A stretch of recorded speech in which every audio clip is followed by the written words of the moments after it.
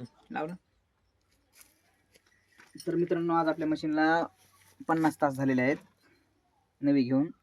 तर आपल्याला पहिली सर्व्हिसिंग करायची. ज्या सर्व्हिसिंगमध्ये आपलं गिअरबॉक्स ऑइल आणि हायड्रोलिक ऑइल फिल्टर चेंज करायचे आहेत. इंजिन ऑइल ह्या सर्व्हिसिंगमध्ये काय होणार नाही. इंजिन ऑइल 250 घंट्याच्या नंतर होणार आहे आपलं. तर तुम्ही बघू शकता, आपल्याला हे FD final drive planetary gearbox याचं नाव आहे. तर आपल्याला ह्याचं पण ऑइल चेंज करायचं आहे. ऑइल चेंज करायच्या आधी आपल्याला काय करायचं आहे, मशीन अशी ह्या गिअरबॉक्सच्या टॉप साईड वरती आपल्याला रिव्हर्स किंवा फॉरवर्ड करून हे ड्रेन प्लग असा खाली आला पाहिजे, म्हणजे बॉटम साईडला. त्याला आपल्याला 8चा एलंकी पाना लागणार आहे ह्या बोल्टला. हे खोलून घ्यायचं आहे आणि पूर्ण ऑइल ह्याच्यातलं ड्रेन करून घ्यायचं, म्हणजे काढून घ्यायचं आहे. आणि पूर्ण काढून घेतल्याच्या नंतर आपल्याला हे ऑइल फिल लेवल, म्हणजे ते ऑइल फिलचा हा बोल्ट खोलायचा आहे. ह्याला पण 8चाच एलंकी पाना लागणार आहे. ह्याच्यातून आपल्याला ऑइल टाकायचं आहे. ह्याच्यामध्ये ऑइल टाकायचं आपल्याला मित्रांनो 1.25 लिटर, म्हणजे 1.25 लिटर.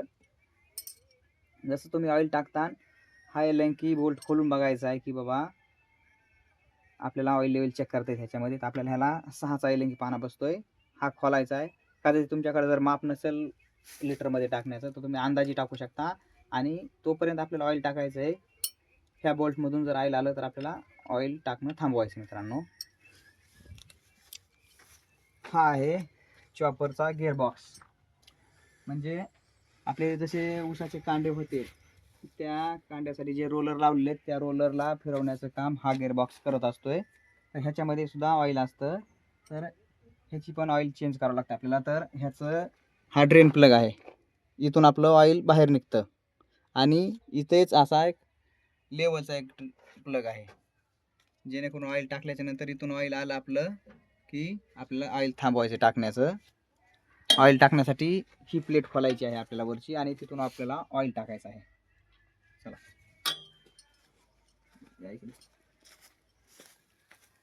मित्रांनो, हे 2 फिल्टर एक आपल्याला चेंज करायचे. ह्याच्यावर काय काम आहे माहिती आहे का? ह्या चॉपर गिअरबॉक्सच्या 2 मोटर आणि बेस कटर पासून जे पाठीमागचे रोलर आहेत, म्हणजे बटलिप रोलर, जसे की फीड रोलर, सगळे रोलर हे आले मागचे. त्यांच्यामधून ऑइल जसं फिरून फिरून जेव्हा ह्या A35 वालमध्ये रिटर्न येत असतं ऑइल ह्याच्या, तसंच रिटर्न जाणारं ऑइल त्या फिल्टर मार्गे आपल्या टाकीत जाणार असतं. तर ते ऑइल एकदम फिल्टर होऊन टाकीमध्ये जाण्यासाठी ते 2 फिल्टर लावलेले, तर ते पण फिल्टर आपल्याला चेंज करायचे आहेत. आणि परत हे ट्रान्समिशन पंप आहे, ह्याचे एक 2 फिल्टर आहेत. तर बघू शकता, हे 2 फिल्टर एक आपल्याला चेंज करायचे. हा ट्रान्समिशन पंपाचं आपली मशीन मागं पुढं करण्याचं काम करतो हा पंप. तर ह्याचे हे 2 फिल्टर आहेत, आपल्याला हे पण चेंज करून घ्यायचे. तर हे फिल्टर चेंज करण्याच्या आधी, म्हणजे काढण्याच्या आधी, हा कॉक ह्याचा बंद करायचा आहे, जेणेकरून हे फिल्टर खोलल्याच्या नंतर आपलं ऑइल बाहेर निघणार नाही. काळजीपूर्वक पहिले हा कॉक बंद करायचा आहे आणि नंतर आपल्याला हे फिल्टर खोलायचे आहेत.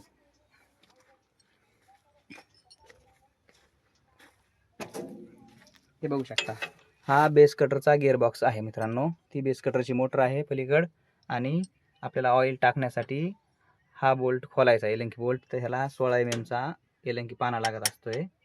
हे खोलून घ्यायचं आणि आपल्याला त्याच्यातून ऑइल टाकायचं आहे. ह्याच्यामध्ये 6 लिटर ऑइल टाकायचं मित्रांनो आपल्याला. ह्याच्यामध्ये 6 लिटर ऑइल असतंय. आणि ऑइल टाकल्याच्या नंतर आपल्याला चेक करायचं असेल तर ह्याला 6 नंबरचा एलंकी पाना बसणार आहे ह्या बोल्टला.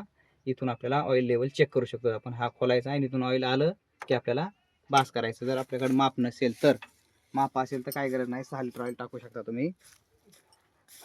आणि आपल्याला बेस कटरचा ड्रेन प्लग खाली आहे, बेस कटरच्या तिथं लावून दाखवायचं. 6 नंबरचा एलंकी पाना, 6 नंबरचा एलंकी बोल्ट तिथला खोलायचा आहे.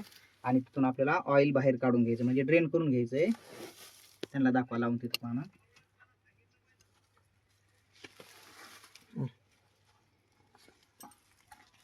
या आपलं अजून काय झालेलं आहे,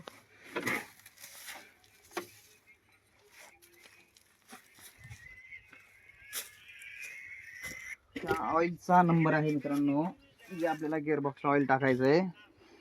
गिअर ड्राईव्ह XP 85W140 ह्या गिअरचं ऑइल आपल्याला ह्याच्यामध्ये टाकायचं आहे मित्रांनो. HPचं आहे ऑइल हे.